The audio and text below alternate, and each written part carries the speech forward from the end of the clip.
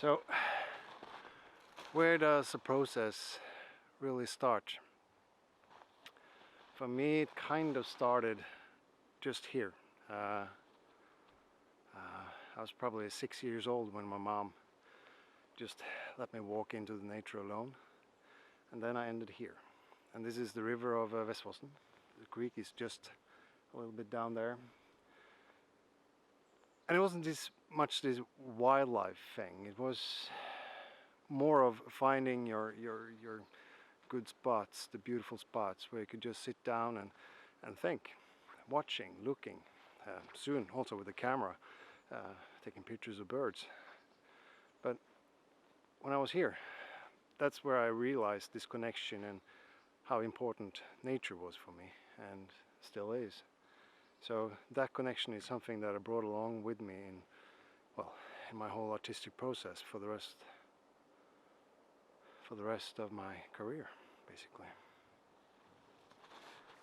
I have been aware of my own connection, and it might sound, well, I don't know, excessively dominant that my connection is the right one or the solution for all. This is not either the case. It is merely the basis for the work I do. At least I hope the connection is based on some kind of awareness. The connection I have is not stable either. I meet every location with an open heart and open mind. Sometimes this location, sites, accepts me, wishes me a warm welcome. Sometimes you kind of feel rejected, and it doesn't really anger me or but it certainly overwhelmed me.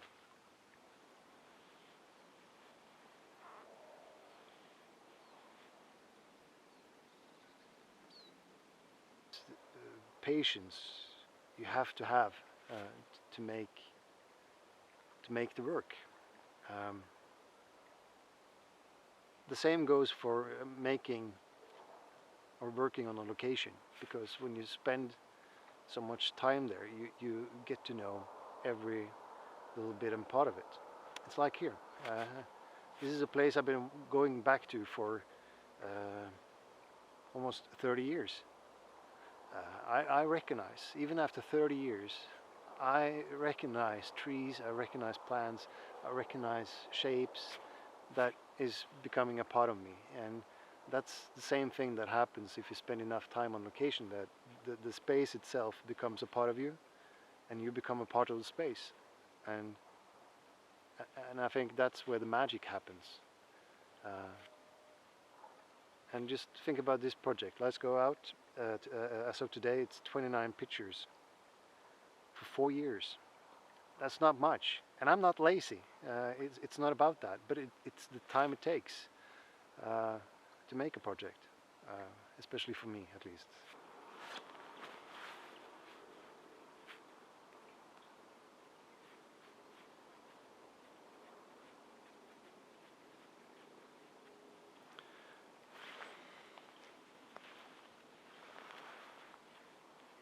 Yeah, there are so many paradoxes, difficulties, challenges.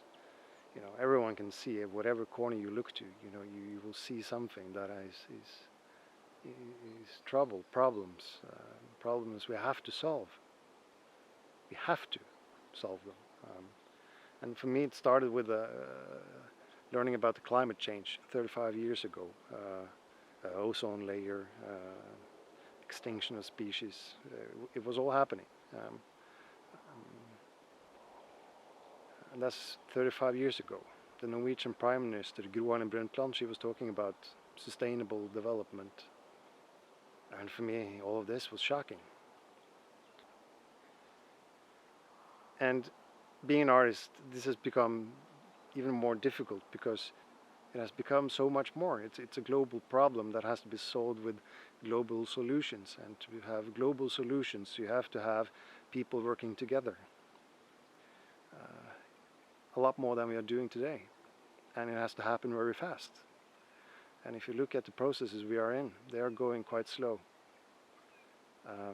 And for an artist to take all of this into account and still be true to what was your initial goal, you almost get desperate in both understanding it, but even more conveying it in some way. And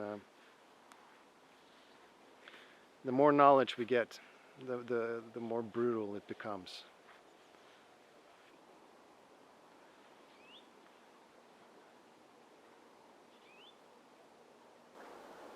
During those 4.5 billion years, the planet by itself,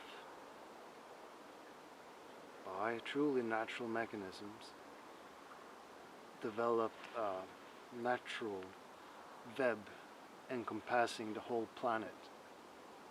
Some even say it's connected, that this part of nature is connected to another part in a different part of the world. It's a web. Then we started cultivating the planet. We're starting to change the appearance of the planet. Then came the Industrial Revolution. And in an extremely short amount of time, we made a worldwide web, not just like internet, but infrastructure. Everything on the planet is connected by us. That means that we replaced this entire natural web in the course of a few generations. Something that took 4.5 billion years to develop has been eradicated by humans, encompassing the whole planet. And when you realize that, it's daunting and it's scary. That went too fast.